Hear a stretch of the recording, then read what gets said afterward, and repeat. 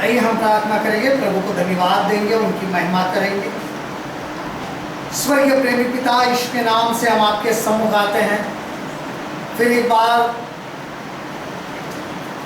पूरे दिन संभाला, हफ्तों महीनों संभाला और ये वक्त आपकी आराधना करने के लिए हर एक आपके बच्चों को इकट्ठा किया, इसके लिए हम आपके शुक्रगुजार हैं। फिर एक बार हम अपने आप को नए सिरे से आपके हाथ में समर्पित करते हैं। पवित्र आत्मा हमारी सहायता करने वाले आप हैं, और जो भी हो आपकी महिमा हो। होने दीजिए आपके नाम का जय जयकार। हम सब मिलकर आपको दंडवत करते हैं, आपको सजदा करते हैं। हमें संभाला, जरूरतों को पूरा किया और हमें फिर एक बार आपके पवित्र आत्मा की उपस्थिति में लाए, इसके लिए शुक्रगुजार है। फिर एक बार हम सब मिलकर आपको धन्यवाद देते हैं और आपकी महिमा करते हैं। हर एक बातों के लिए, जो समस्याएं उनके लिए, जो भी घटनाएं घटी उसके लिए स्तुति करते और धन्यवाद देते हैं। और आगे जो भी हमारे जीवन में घटेगा उसके लिए भी धन्यवाद देते, स्तुति करते हैं, क्योंकि आपका वचन कहता है आपके विश्वासी ईमानदारों के जीवन में आपके अनुमति के बगैर कुछ नहीं होता है, और जो भी होता है वो आपकी महिमा के लिए होता है। और हम सब आज आपको शुक्रगुजारी करते हैं और महिमा करते हैं इस समय के लिए और इस मौके के लिए। फिर एक बार इस जगह के लिए आए हुए हर एक व्यक्ति के लिए, जो सुन रहे हैं, जो सुनेंगे, हर एक के लिए मैं आपको धन्यवाद देता हूँ। जो भी हो खुदा, आज इस वक्त यहाँ पर उपस्थित लोग, जो सुन रहे हैं वो हर एक व्यक्ति, जो देख रहे हैं वो हर एक व्यक्ति, मैं आपके पवित्र आत्मा के हाथ में सौंपता हूँ। हर एक के ऊपर आपकी बरकत हो, आपका मस्सा उतर कर आ जाए और आपकी महिमा हो। जो भी हो, आगे का समय आपके हाथ में समर्पित करते हैं परमेश्वर।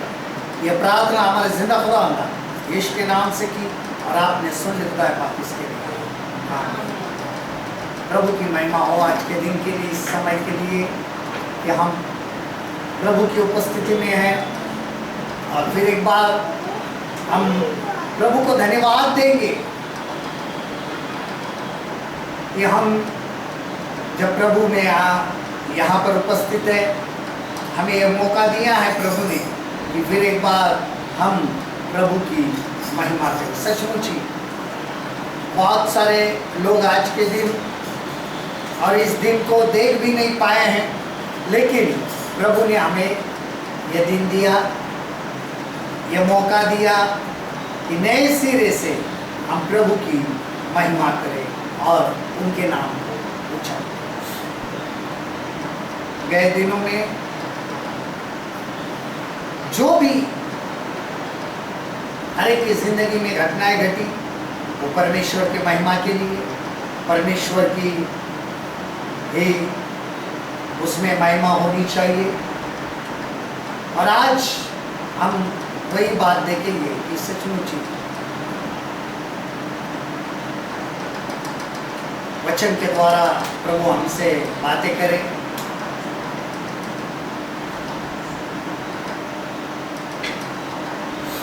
आइए हम अपने वचन को निकालेंगे। आज का वचन है पहला कुरिन्थियों 15 अध्याय का 12 पद हम देखते हैं। 1 Corinthians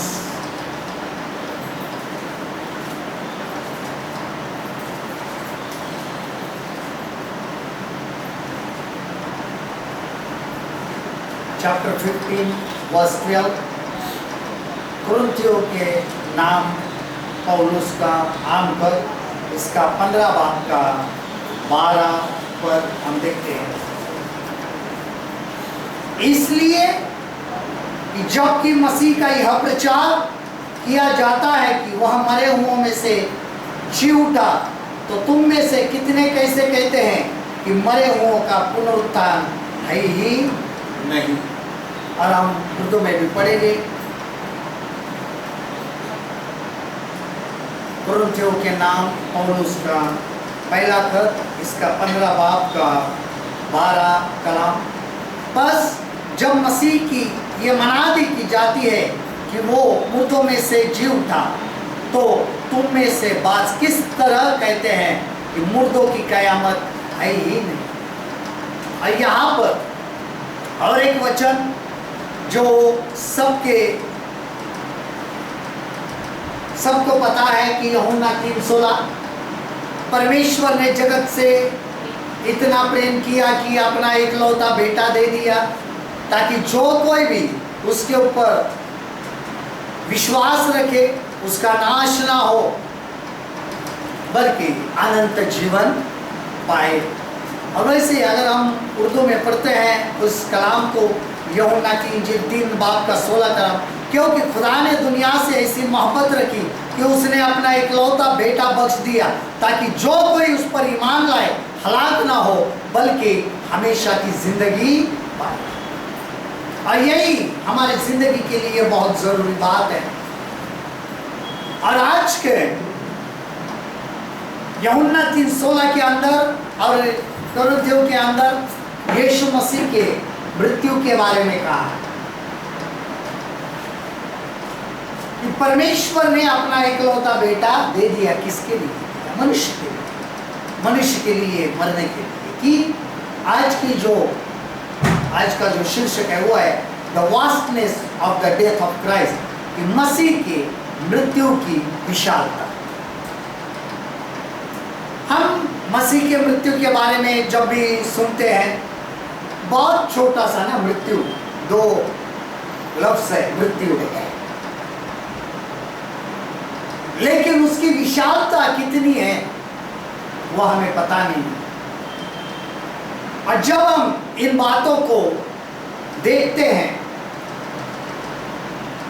तो हमें समझ में आना चाहिए कि मसीह की मृत्यु की विशालता कितनी बड़ी है, वो छोटी नहीं है। कुछ दिन पहले बहुत सारे मीडिया पर बहुत सारी जो बातें हो गई कि किसी औरत ने कहा तुम्हारा यीशु मसीह मरा हुआ ही है, वो मुर्दा ही है। बाइबल कहती है जिनका नाश होता है उनको क्रूस की शिक्षा मूर्खता। प्रभु यीशु मसीह की मृत्यु को समझना ये किसी आयरे गहरे मनुष्य का काम नहीं है। उसके मृत्यु को समझने के लिए हमें खुद उसका अनुभव लेना पड़ता है, उस जीवन का अनुभव लेना पड़ता है, तब कहीं जाकर हम मसीह के मृत्यु की विशालता को समझ सकते हैं। वो तीसरे दिन जी उठा। इसके लिए यहाँ पर जो कुरिन्थियों में कहा है पौलुस कि जब वो कहता है कि इसलिए कि जबकि मसीह का यह प्रचार किया जाता है कि वह मरे होने से जी उठा, उसकी मनाही की जाती है तो वो उठा है, मुर्दों में से जी उठा। तो मसीह की मृत्यु की विशालता है क्या? मर गया, मृत्यु हो गया, किसके लिए? सबसे पहले He died for the powerless, वो शक्तिहीन के लिए मर गया, वो कमजोरों के लिए मर गए। रोमियो की पत्री इसका 5 अध्याय का 6 पर हम देखते हैं। रोमियो की पत्री इसका 5 अध्याय का 6 पर, रोमन चैप्टर 5 वर्स 6। रोमियो के खत इसके 5 बाब का 6 कलाम, क्योंकि जब हम निर्बल ही थे तो मसीह ठीक समय भक्तिहीनों के लिए मरा। क्योंकि जब हम कमजोर ही थे तो ऐन वक्त पर मसीह बेदीनों की खातिर, ऐन वक्त पर, पहले नहीं और बाद में। बहुत सारे लोग कहते कि आज यीशु मसीह की जरूरत नहीं, वो वक्त पर ही ना, उनके समय पर कमजोर थे। अगर आज यीशु मसीह मरने के लिए आते थे तो हम, यहाँ पर लिखा है, हम पहले से ही कमजोर थे, तो आज हम उनके मृत्यु को ग्रहण नहीं कर सकते हैं। तो आज अगर यीशु मसीह होते थे तो हकीकत में देखने के बाद भी उनको ग्रहण कैसे कर सकते? शक्तिहीनों के लिए, दुर्बलों के लिए, मजलूमों के लिए, कमजोरों के लिए मर गए। हम किस बारे में कमजोर हैं? हम आत्मिक जीवन के बारे में कमजोर हैं। हम अपने आप को आत्मिक जीवन में मजबूत नहीं कर सकते। हमें अगर मजबूत होना है तो वो प्रभु यीशु मसीह के उस मृत्यु के ओर देखना चाहिए, ताकि उनकी मृत्यु के द्वारा हम सामर्थ्यशाली होते हैं। हमारे अंदर एक ताकत आ जाती है, क्योंकि वो मर गए, गाड़े गए और जीवित हुए, उसके द्वारा हमारे अंदर एक बल आ जाता है।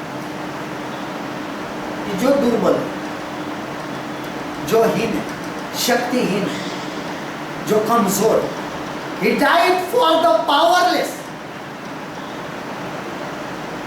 बहुत सारे ऐसे लोग हैं कि जो अपने शारीरिक ताकत पर घमंड करते हैं, लेकिन हकीकत में जो सही में कमजोर है, जो मसीह लोग यीशु मसीह के ऊपर अगर विश्वास रखते हैं, उनके मृत्यु पर, उनके पुनरुत्थान पर, तो वो हकीकत में मजबूत है। क्योंकि यीशु मसीह को, यीशु मसीह के मृत्यु को ग्रहण करना, स्वीकार करना और उनको जी उठने पर विश्वास करना, ये किसी साधारण व्यक्ति का काम नहीं है। उसके अंदर बलि चाहिए। और जब वो व्यक्ति अपने आप को मसीही का कहता है, तो उसके अंदर वो बल दिखाई देता है। ध्यान दो, मैं मसीह का हूं, यह कहने के लिए बहुत बड़ी हिम्मत चाहिए। जो यीशु मसीह को ही ग्रहण नहीं करते, वो कमजोर है। क्यों? क्योंकि उनके अंदर लोगों के सामने यीशु मसीह मेरा खुदा है, ये कबूल करने की ताकत नहीं है। और जो कबूल करते हैं वो निर्बल नहीं है। उनके लिए जो मरा, उसके सामर्थ के द्वारा वो कबूल करते हैं कि मैं मसीह का, ये हकीकत में सामर्थ। वही निर्बल होते। जब हम कबूल नहीं करते थे, तब हम निर्बल थे, और उनके लिए मरकर उन्होंने उनके अंदर सामर्थ्य भर दी, ताकि वो कबूल करे कि मैं कौन हूं, मसीह का। उसके बाद दूसरी बात, He died for the ungodly।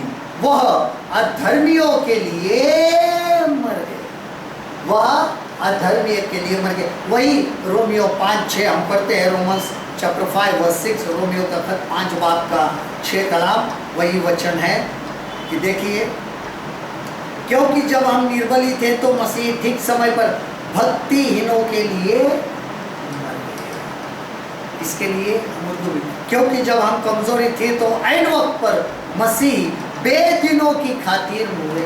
बेदीन जो धर्मी नहीं, धर्मी अधर्मी को नहीं, जो परमेश्वर को मानते ही नहीं, उनको अधर्मी का, पापी नहीं। पापी बात अलग है, पापी तो सब है, अधर्मी भी पापी है। लेकिन इसके अंदर भी दूसरी बात है, पापी के अंदर भी और एक बड़ी बात है, अधर्मी। अधर्मी का अर्थ क्या होता है? वो किसी भी परमेश्वर को मानते ही नहीं, वो कबूल ही नहीं करते हैं कि वो परमेश्वर कोई है, भले कोई भी हो, सच्चा परमेश्वर हो या झूठा हो, वो किसी भी परमेश्वर को नहीं मानते हैं। उनको अधर्मी कहा है। कभी कभी लोग कहते हैं ये जो धर्म की बात है, परमेश्वर, ये जो कॉन्सेप्ट है, ये जो संज्ञा है, ये कमजोर लोगों के लिए। इसके लिए कमजोर कि जो लोग अपने आप को कुछ कर नहीं सकते, वो परमेश्वर का सहारा लेते।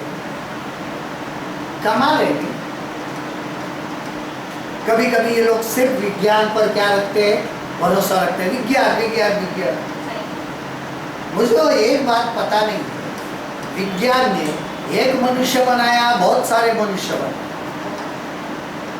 है? विज्ञान ने क्या बनाया? कुछ बनाया नहीं। और ये जो लोग अधर्मी है वो विज्ञान पर क्या रखते हैं? भरोसा रखते हैं। क्या भरोसा रखते हैं? विज्ञान, विज्ञान सब कुछ है। क्या विज्ञान?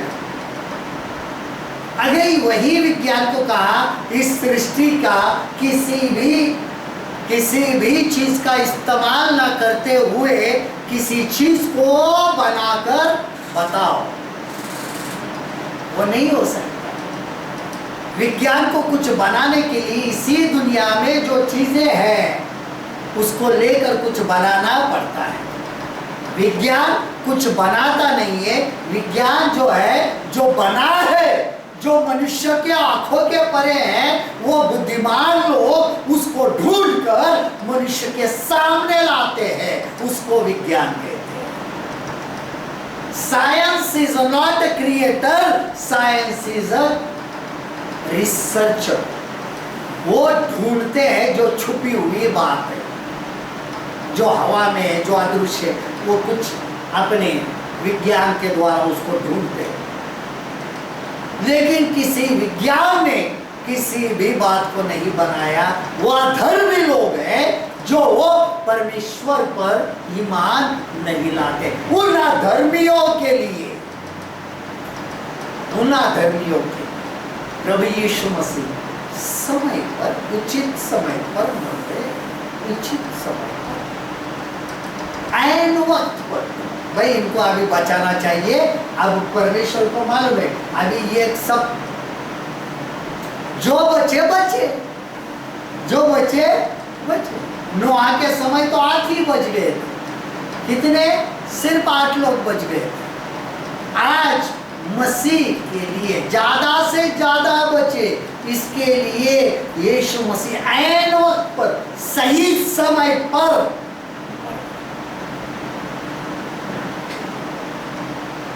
कितनी बड़ी बात, सही समय, ये विशालता है।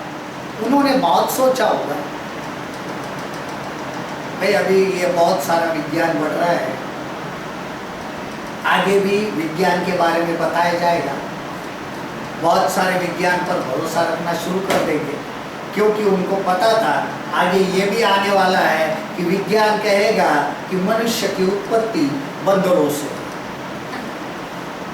वो भी उनको पता था, तब उन्होंने फैसला किया कि मुझे अब मरना पड़ेगा। आएगा वो सही समय। ये अधर्मी लोग कुछ ना कुछ निकालेंगे। इसके लिए मैं हमेशा कहता हूं, जो विज्ञान की हमेशा बात करते हैं,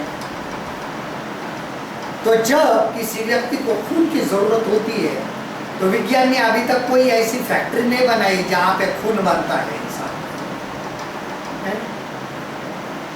मैं हमेशा यही एक सवाल रहता है, विज्ञान के ऊपर भरोसा करता है तो इंसान को इंसान के खून की क्यों जरूरत है? बनाओ खून हर एक के ग्रुप का। हर एक इंसान को दूसरे इंसान के खून की क्या होती है? जरूरत है। वो अभी तक किसी विज्ञान ने नहीं बनाया, ना ही किसी वैज्ञानिक ने उसकी खोजबीन की है, और ना ही खोजबीन करने का उसको कुछ पता चलेगा, और ना ही कोई एक बूंद भी विज्ञान के द्वारा लहू बना सकता। एक बूंद भी नहीं। इसके लिए बाकी की बात छोड़ो, एक बार एक तो बनाकर बताओ भाई। एक बूंद तो लहू बना, कोई नहीं बना सकता दूसरों का ही। अगर मनुष्य बंदरों की उपज है, उनका बदलाव, उनका स्वरूप है, तो किसी भी मनुष्य को अभी तक मैंने नहीं देखा है कि बंदर का खून चढ़ाया हुआ है ना। किसी भी मनुष्य ने बंदरिया से शादी की है या किसी भी स्त्री ने बंदर से शादी की, ये दिखाई नहीं देता है। कोई भी साइंटिस्ट भले कहता है, जिसने भी कहा था डार्विन ने कहा था कि मनुष्य बंदरों के द्वारा उपज है, कि बंदरों के अंदर बदलाव आए। बंदर अभी तक है। और कोई भी व्यक्ति, कोई किसी को कहेगा फिर डार्विन ने एक स्त्री से शादी की, किसी बंदरिया से तो नहीं की। कर सकते हैं ना फिर, जब हम उनका डीएनए मैच होगा क्या? नहीं होगा। तो ये है अधर्मी लोग, इनके लिए भी मर गए ताकि इनका उद्धार। उसके बाद He died for the sinner, वह पापियों के लिए, गुनाहगारों के लिए मर गए। रोमियो 5:8, रोमन्स चैप्टर 5 वर्स 8। रोमियो 5:8 पर, रोमियो का खत 5:8 कलाम, परंतु परमेश्वर हम पर अपने प्रेम की भलाई इस रीति से प्रकट करता है कि जब हम पापी थे तभी मसीह हमारे लिए मरे। उर्दू में पढ़ते हैं, लेकिन खुदा अपनी मोहब्बत की खूबी हम पर यूं जाहिर करते हैं कि जब हम गुनहगार ही थे तो मसीह हमारे खातिर मरे। उनके प्रेम को दर्शाते हैं, उनके प्रेम को जाहिर करते हैं कि जब हम पापी थे हमारे लिए। जो भी अभी तक पाप कर रहे हैं, जिन्होंने यीशु मसीह को अभी तक अपना उद्धारकर्ता नाज़ाते हिंदा कबूल नहीं किया है, उनके लिए आज भी सलीब कायम है। उस सलीब के पास जाए, उस सलीब के ऊपर यीशु मसीह तैयार है उनके पापों को लेने के लिए। जब हम पापी थे, जो लोग आगे पाप कर रहे हैं,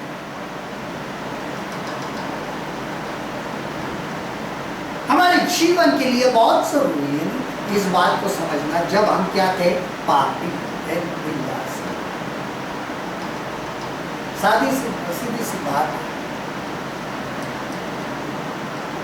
अगर किसी ने खून किया, कत्ल किया, तो क्या उस लड़के का पिता उसकी जगह सूली पर जाएगा? आज तो बहुत कठिन बात है।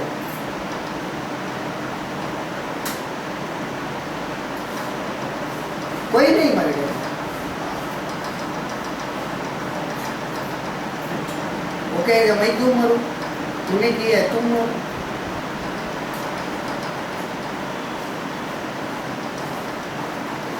और एक पवित्र परमेश्वर जो सृष्टि के निर्माण करता है, He is a creator, वो पवित्र परमेश्वर हमारे गंदे से गंदे पाप के लिए मरने के लिए इस पृथ्वी पर आए। गंदे से गंदा पाप कोई शुद्ध नहीं होता है। गंदे से गंदा पाप, जितने पाप करोगे वो गंदगी बढ़ती जाएगी और उसका गाढ़ापन बढ़ता जाएगा। Thickness of sin. जब हम गंदी नाली में देखते हैं, जितना तुम उस देखो थोड़ा थोड़ा कचरा रहता है तो पानी बहता हुआ दिखाई देता है। जितना कचरा डालते जाओगे पानी आपको दिखाई नहीं देगा, लेकिन वो कचरे का जो गंदगी है वो बढ़ती जाएगी, पानी नहीं दिखाई देगा, वो गाढ़ापन हो जाएगा, वो गाढ़ा बनेगा, वो कीचड़ जैसा बनेगा। आप उसमें पानी ढूंढोगे नहीं मिलेगा। उसी प्रकार जो पाप पे पाप, पाप पे पाप, पाप पे पाप करते जा रहा है, पापी कर रहा है, पापी कर रहा है, अब वो पाप का गाढ़ापन बढ़ गया है। अब उसके अंदर कोई भी शुद्धता नहीं, कोई भी साधारण पानी की बात नहीं है। लेकिन जब भी कोई हाथ डालेगा तो पाप का एक टुकड़ा निकाल सकते हो, इतना वो पाप गाढ़ा बन गया है। ऐसे लोगों के लिए, ऐसे पापी लोगों के लिए यीशु मसीह मर गए। हम भी इसी प्रकार पापी थे। जब हम पापी ही रहे तो वह हमारे, अब जब ऐसा गाढ़ा कीचड़ जमा होता है, गंदगी जमा होती है गटर के अंदर, नाले के अंदर, अगर उसके अंदर कोई भी गिर गया तो उसको निकालना नामुमकिन होता है। याद रखना, जब बहता पानी होता है तो खुद भी निकल सकता है क्योंकि वो बहुत पतला होता है, लेकिन जब गाढ़ा होता है तो अंदर धंसते चला जाता है। उसी प्रकार यीशु मसीह सलीब के ऊपर हमारे पापों के लिए उस गाढ़ेपन में उतरे, गाढ़ेपन में नीचे चले गए, उस गंदगी में नीचे चले गए। वो गंदगी का सा पाप, मनुष्य का पाप अपने ऊपर लिया और हमें उस गंदगी से बाहर निकाला। जब हम पाप, ये विशालता है।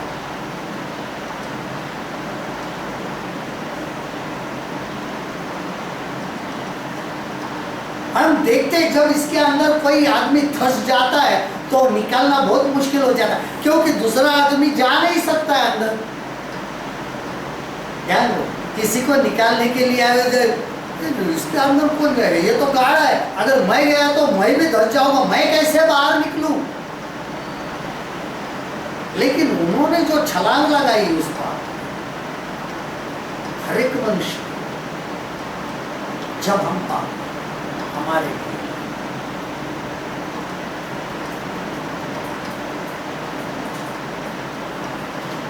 उसके बाद he died for the enemies, अपने दुश्मनों के लिए, अपने शत्रुओं के लिए। देखिए रोमियो के पत्री 5 अध्याय का 10 पद, रोमन चैप्टर 5 वर्स 10, रोमियो का खत 5 बाब का 10 कलाम। क्योंकि बैरी होने की दशा में उसके पुत्र की मृत्यु के द्वारा हमारा मेल मन परमेश्वर के साथ हुआ, तो फिर मेल हो जाने पर उसके जीवन के कारण हम उद्धार क्यों न पाएंगे। देखिए उर्दू में पढ़ते हैं, क्योंकि जब बावजूद दुश्मन होने के खुदा से उनके बेटे की मौत के वसीले से हमारा मेल हो गया, तो मेल होने के बाद तो हम उनकी जिंदगी के सबब से जरूर ही बचेंगे। यहाँ पर जो बात दी है बहुत जरूरी है। बैरी होने की दशा में जब तक यीशु मसीह नहीं है, जिनके पास यीशु मसीह नहीं है, जिनको यीशु मसीह उद्धार करता है, जिन जिन लोगों ने आज तक उनको अपना बना नहीं लिया है उद्धार, ध्यान देना इस बात के पास, वो परमेश्वर के बैरी, वो परमेश्वर के बैरी, they are enemy of God.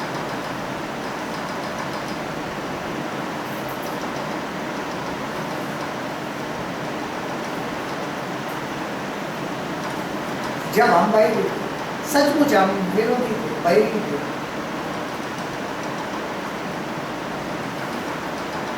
हम भी कभी कभी बैर करते हैं परमेश्वर के साथ, विश्वास नहीं, आज्ञा को न मानते, दुश्मनी ले मोल लेते हैं। देखो बाइबल कहती है जीवते परमेश्वर के हाथ में पड़ना भयंकर है। हमें यह पता नहीं है कि उनका गुस्सा, उनका क्रोध किस पर आके कब गिरे। हम कभी कभी ना इतनी दुश्मनी कर बैठते हैं ना प्रभु से, वो नतीजा बाद में पता चलता है, लेकिन क्या करें, तब तो फटके मार खा चुके होते।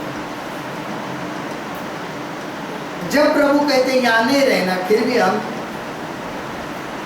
मुझे एक बात की बहुत कभी कभी, ये जो बात मैं हमेशा कहता हूँ, हमेशा ही कहता हूँ, हर एक प्रचार में कहता हूँ, कुछ भी कहो तो क्या हुआ, एक ही सवाल, तो क्या हुआ, ये क्यों किया, तो क्या हुआ। होता कुछ नहीं है जो आपको दिखाई नहीं देता है, जब होगा तो उसको भी समझना चाहिए ये होता है, उसको समझना जरूरी है कि ये होता है। कोई कोई लोगों को हो रहा है फिर भी समझ में नहीं आ रहा है, फिर भी कुछ नहीं हो रहा है। अरे बहुत कुछ हो रहा है भाई तेरे जिंदगी में, बहुत कुछ हो रहा है। सुबह जब नाश्ता करता है तो तुझे फिक्र है शाम को खाने को मिलेगा क्या नहीं, ये भी हो रहा है ना।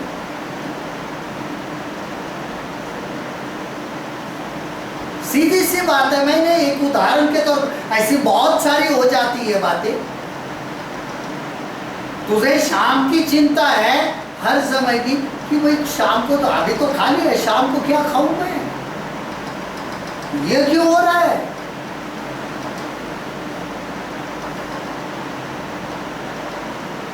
हम बैरी बनते जा रहे। बहुत सारे विश्वासी भी परमेश्वर के क्या बनते जा रहे? बैरी बनते जा रहे, दुश्मन बनते जा रहे। दुश्मनी महंगी पड़ती है हमें। हम दुनिया में जब रहते हैं तो एक दूसरे को कहते हैं ना, कल मेरे से दुश्मनी महंगी पड़ेगी। प्रभु बार बार कहता है मेरे से दुश्मनी बहुत महंगी पड़ेगी, ध्यान दो, संभल के रहो। वो चैलेंज है, संभल के रहो। कोई जो रहते ना बड़े बड़े जो दादा राइट लोग कहते मेरे से पंगा नहीं लेना, देखना फिर क्या करूँगा। ये भी परमेश्वर भी देता है, छोटे इसमें धमकी देता है, ध्यान रखना, संभल जा, सबसे पंगा ले, मेरे से मत ले। और हम लेते रहते। अभी ऐसे पंगे लेने वालों से, दुश्मनी लेने वाले से वो मर गया, जिससे दुश्मनी ली उसने हमारे बचाने की व्यवस्था। ऐसा कोई भी महारथी नहीं होगा कि जो खुद कहता है मेरे से पंगा नहीं लेना, लेकिन उसको ही बचाने के लिए किसी को भेज देगा, कोई नहीं। एक ही हमारा जीवता परमेश्वर, जिनका नाम यहोवा है, और उनके बेटे सिर्फ और सिर्फ यीशु मसीह है, बाकी कोई नहीं। वही कर सकते, बाकी कोई नहीं कर सकता। इसके लिए वो बार बार कहते हैं मुझसे मेल रखो, मेल यानी अच्छे, मुझसे जुड़ के रहो, दुश्मनी मत करो। और वो दुश्मनी कौन सी होती है? संसार से मित्रता, परमेश्वर से बैर। Friendship of world, you are enemy of God. जब हम दुनिया से प्रेम रखते हैं, मित्रता करते हैं, परमेश्वर से बैर रखते हैं। और ऐसे दुश्मनों के लिए यीशु मसीह ने, उसके बाद में He died for the blasphemer, वो ईश निंदा करने वालों के लिए मर गए। He died for the blasphemer।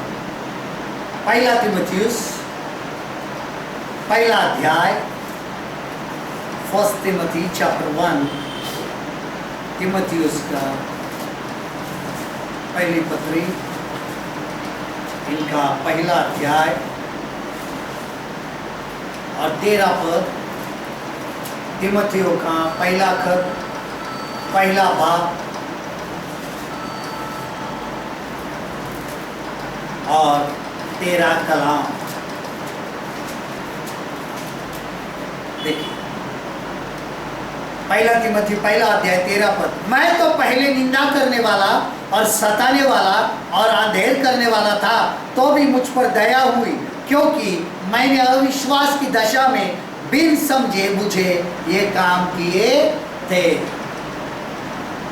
पहला तीमुथियुस का खत पहले बाब का 13 कलाम, अगरचे मैं पहले कुफ्र बकने वाला और सताने वाला और बेइज्जत करने वाला था, तो भी मुझ पर रहम हुआ, इस वास्ते कि मैंने बेईमानी की हालत में नादानी से ये काम किए। पौलुस को मैं निंदा करने वाला, ईश्वर निंदा, ब्लैस्फेमी। बहुत बार हम कभी कभी निंदा कर बैठते हैं परमेश्वर, हमारे बर्ताव के द्वारा, हमारे चाल चलन के द्वारा। हम जब भी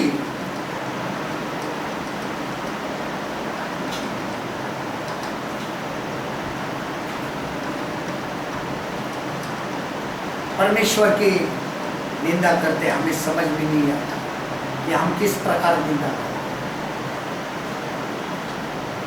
हमारे हाथों से कभी भी मुंह से ऐसे कुछ निकल जाता है तो किसकी निंदा होती है? परमेश्वर। हमारे बोलने से, हमारे बैठने से, हमारे उठने से, हमारे पहरावे से भी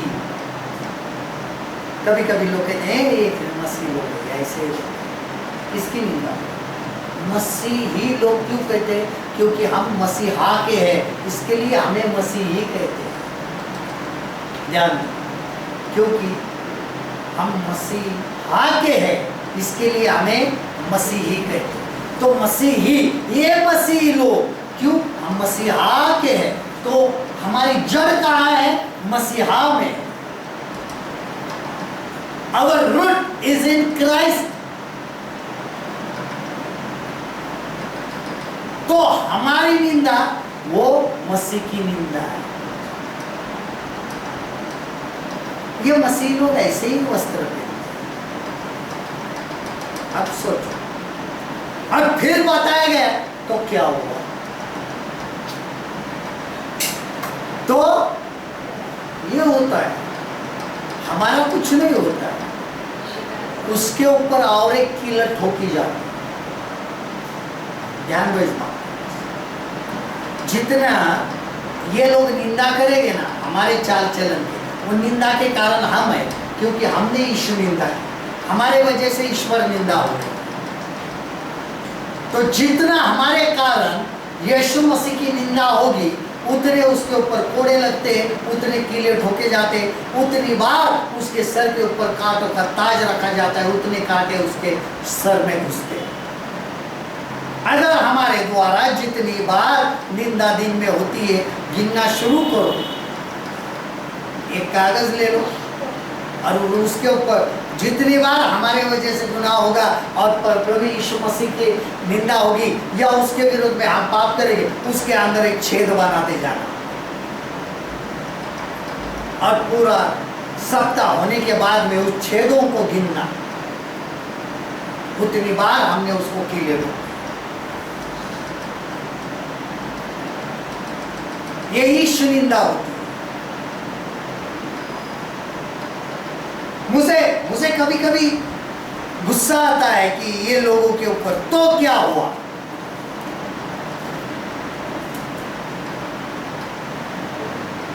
तो क्या हुआ?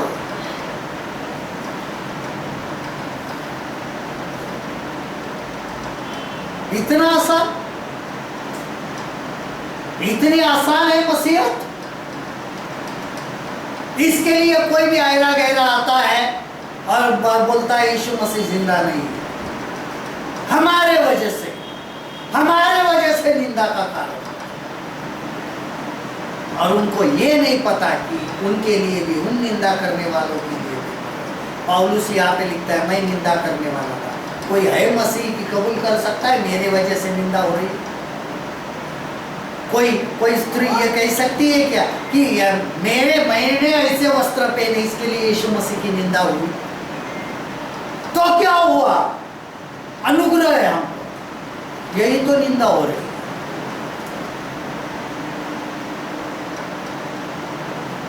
उसके बाद He died for the persecutor, वो सताने वालों के लिए मर गए, वो सताने वालों के लिए मर गए। देखिए वही वचन 1 तीमुथियुस 1:13, 1 तिमोथी 1:13।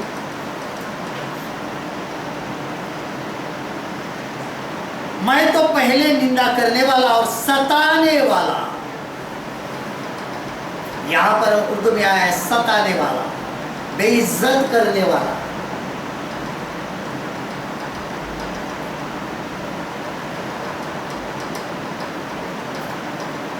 हम तो, ये लोग हमारी बेइज्जती करते हैं, लेकिन बेइज्जती करने के लिए कारण कौन होता है? हाँ, मैं मसीह हूं ये कहने के द्वारा अगर वो बेइज्जती करता है तो होनी चाहिए, लेकिन हमारे रहन सहन के द्वारा, हमारे बर्ताव के द्वारा अगर बेइज्जती हो रही है तो उसके जिम्मेदार हम, कि हम मसीह लोगों की नहीं बेइज्जती कर रहे, हम यीशु मसीह की बेइज्जती।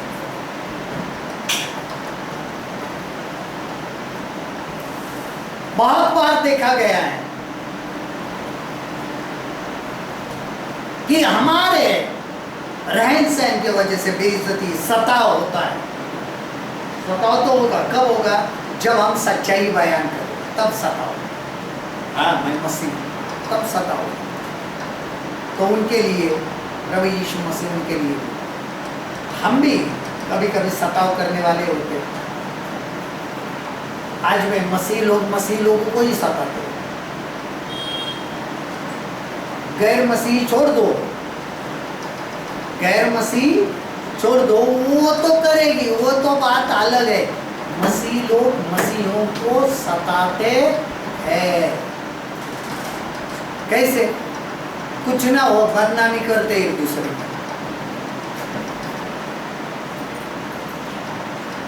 गैरों ने किया तो कोई फर्क नहीं पड़ता है। दर्द कब होता है? जब अपने का।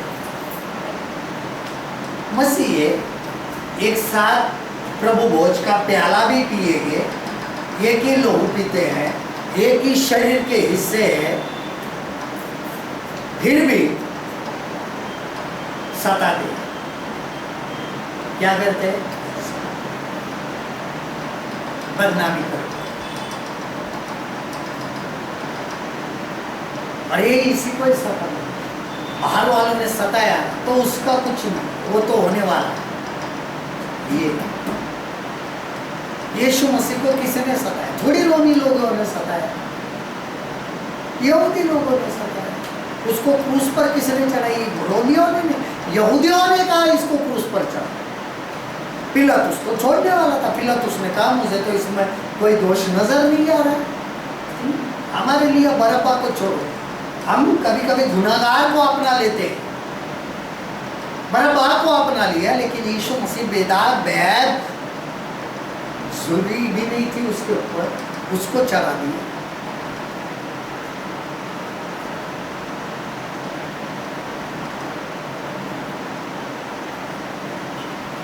हमारी सीधी सी बात है कि हम भी कभी कभी क्या कर देते हैं? सताते हैं। उसके बाद number 7, He died for the violent, He died for the violent।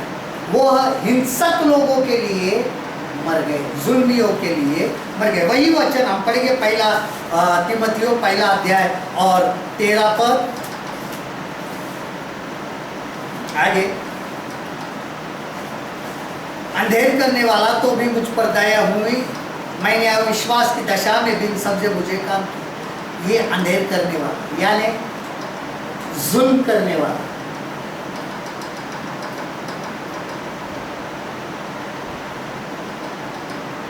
बेइज्जत, जुल्म करते हैं दूसरे।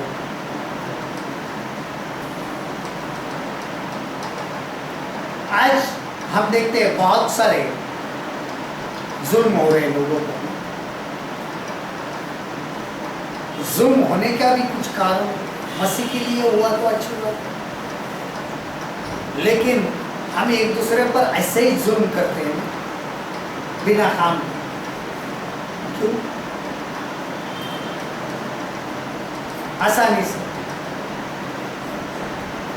अपने आप को अगर हम देखेंगे तो हम जुल्म कर रहे हैं।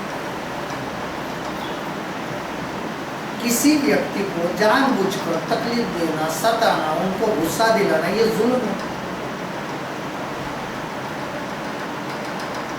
हम कभी कभी बैठे रहते, कोई व्यक्ति को अच्छा नहीं लगता, हम बैठे, जरा वो कर, जरा वो ले, जरा वो देना, ये क्या है? कोई भी हो, माँ बाप बहन भाई ये वो, जब कोई रुबाब करने वाला था, क्या कर रहे हो, ये दो वो, ये सब वैसा, ये जुल्म है। वायलेंट रहते ये लोग। वो मार नहीं सकते हैं, ये मारने से भी भयंकर कार्य होता है।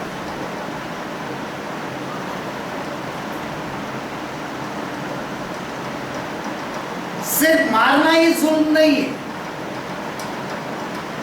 खून बहाना ही जुल्म नहीं है, लेकिन एक मानसिक तनाव के अंदर या उनको इरिटेट करना या उनको सामने वाला जो शांति से बैठा है उसको चिढ़ाना, ये किस्म का जुल्म होता है। उसको भाई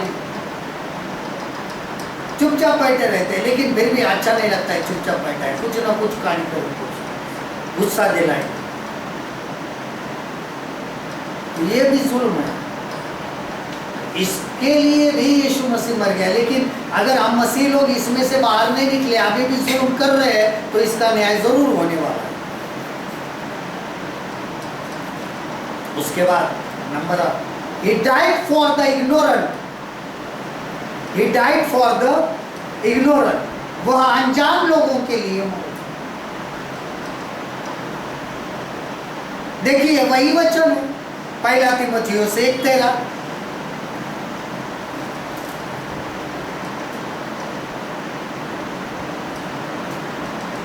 क्योंकि मैंने अविश्वास की दशा में बिन समझे बुझे ये काम किए थे, बिन समझे बुझे, तो भी मुझ पर रहम हुआ इस वास्ते कि मैंने बेईमानी की हालत में नादानी से ये काम किए थे। नादान थे, हमें पता नहीं था कि हम गुनाह कर रहे, कभी पता होने के बाद भी कर रहे हैं, तो उसके लिए थोड़ा सा सोचो मत, रहम होगा। रहम उस पर होता है जो नादानी में करता है।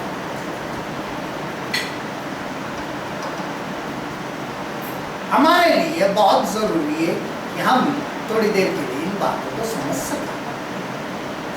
नादानता, यीशु मसीह ने सलीब पर कहा, हे पिता इन्हें माफ कर दे, ये नहीं जानते ये क्या कर। क्षमा उनके लिए है जो नहीं जानते क्या कर, जो जानबूझकर करते हैं, पता है क्या होने वाला है, फिर भी। एक साधारण सी बात है, सिगरेट पीने से कैंसर होता है, वहां पे लिखा होता है कॉशन, सावधान, तंबाकू सेहत के लिए हानिकारक है, तुम्हें कैंसर भी हो सकता है, कर्क रोग भी हो सकता है, होता ही है, हो सकता नहीं, होता ही। यह पढ़कर लोग और सिगरेट निकाल कर पीते, पढ़ते भी और निकाल कर पीते, ये जानबूझकर। ऐसा नहीं कि इससे हानि क्या होती है पता नहीं है और पी लिया, पता नहीं क्या मैंने, लेकिन ये पढ़ते भी, पैकेट के ऊपर ही लिखा होता है smoking is injurious to your health, हानिकारक, फिर भी पढ़ेगा अच्छा होगा। शराब भी हानिकारक है, फिर भी पीते।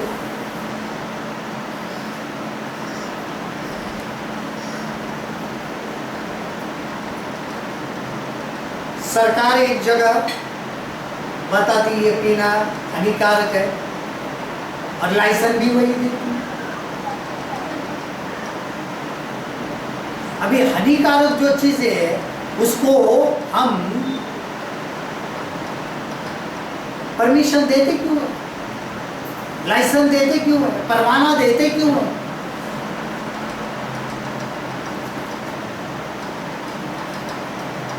शराब के दुकान के ऊपर लाइसेंस नंबर लिखा रहता है, परवाना, प्रमाण, यानी गवर्नमेंट नहीं दिया ना, पियो और मरो।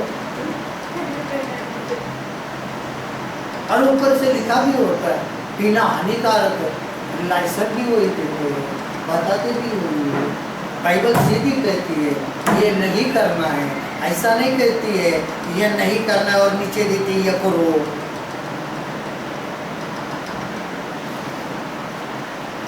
जब बाइबल कहती है कि तुम्हें ऐसा ही रहना है, ऐसे ही वस्त्र पहनना है, तो नीचे ये नहीं देती कि कुछ नहीं ये पहनो, फैक्ट्री नहीं निकलती है बाइबल।